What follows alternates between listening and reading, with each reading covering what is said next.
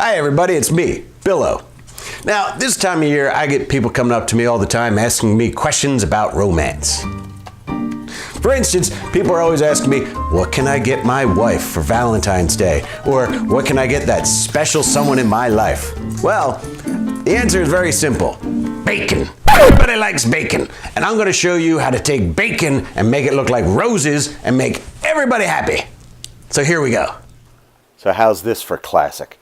I recorded this whole section and forgot to turn on the microphone. So here I am showing you the things you need. Bacon, you need a cooking tray, something that'll drain things through it. You need some sweet brown sugar. Ain't nobody got time for that.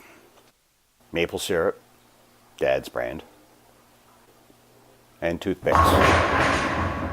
Doofus. So we've preheated our oven to Fahrenheit 375. I've laid out my bacon in strips, and you can see one end of the bacon's got fat and the other end has got meat on it. So I'm rolling from the fatty end toward the meaty end, and then I stick my toothpicks through to hold it steady, and I stand it up so that the meat is at the top. That's important because the meat is going to be redder after it's cooked. It's going to give it more of that rose petally look. If I had to do this all over again, I don't think I would wrap the bacon quite as tightly as I'm wrapping it here, but you live and you learn. So I put 2 toothpicks in the bottom, crisscross it, make it a little bit more stable. And like I said, some of the bacon is thick, some of the bacon is thin, which gives a nice mix up as well. Just to review what we did with the bacon, I took 12 strips of bacon. On 3 of them, I placed just brown sugar. On 3 of them, I placed just maple syrup. 3 of them, I placed both brown sugar and maple syrup, because why not? And 3 of them, I just left them plain. Then I realized I had a couple of slices of bacon left in the pack, and I thought, what am I gonna do? Save 5 or 6 slices of bacon? What am I, a psychopath? No. So I threw those on too, laid them out, and I did the same to them. I put some brown sugar, I put some maple syrup, and I put both, just cause it's bacon, right? Bacon. So anyway, that's all cooking now. I decided to start getting my roses ready. So what you want to do is, I bought these roses at the local craft store.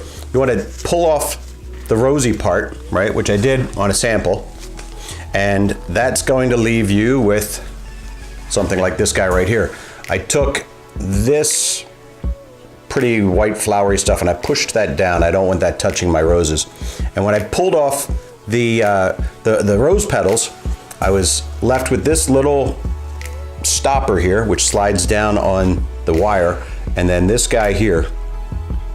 Make sure when you assemble it, you have enough of that wire sticking out above to hold your rose. And go ahead and do that with as many roses as you're going to use, and I'll go ahead and do that off camera. Now, as you may recall, going from left to right, we had brown sugar only for these 3. We had brown sugar and maple syrup for these 3. We had just maple syrup for these 3, and these 3 were our control. Judge for yourself which you like best color-wise, because I'm not the best with colors myself. I think they all turned out very well though. So now we're ready to put our rose buds onto our rose stems.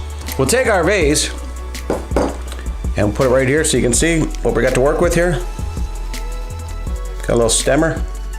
Okay, so I'll take one of these guys, one of our rose buds, take out the toothing picks. We don't need those anymore. And I'll just impale it right there, Vlad. Look at that. And you can give these roses to your wife or your girlfriend or your neighbor down the street. Or maybe you even want to just eat them yourself, you know? They're delicious. They look great. Really, as we all know, bacon is one of the best things for you. So here we are with our finished product. I put them into a vase with white rocks in the bottom. That's to give the bottom a lot of stability because almost a pound of bacon is a little top heavy, so it'll swish around if you're not careful. I also tied a string around it. You can kind of see it there.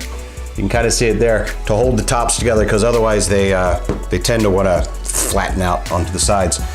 I also want to tell you that the spikes, as they're coming out of these stems, if they're not very high, the bacon may not get a good grasp. So one of them just fell off a second ago, as a matter of fact. The rocks and pebbles in the base, they also give it not just stability, but they also give it a certain je ne sais quoi, which is one of those mystery phrases in French that nobody knows what it actually means. I asked a friend of mine who speaks French, and he said, I don't know. I even looked it up on Google Translate. Look it up on Google Translate. You'll see Google Translate will say, I don't know what. Mystery phrase. So anyway, thanks for watching. I hope you try this. If you do try it, I'd love to see some pictures of your results. And as always, thank you for watching, and please think about subscribing.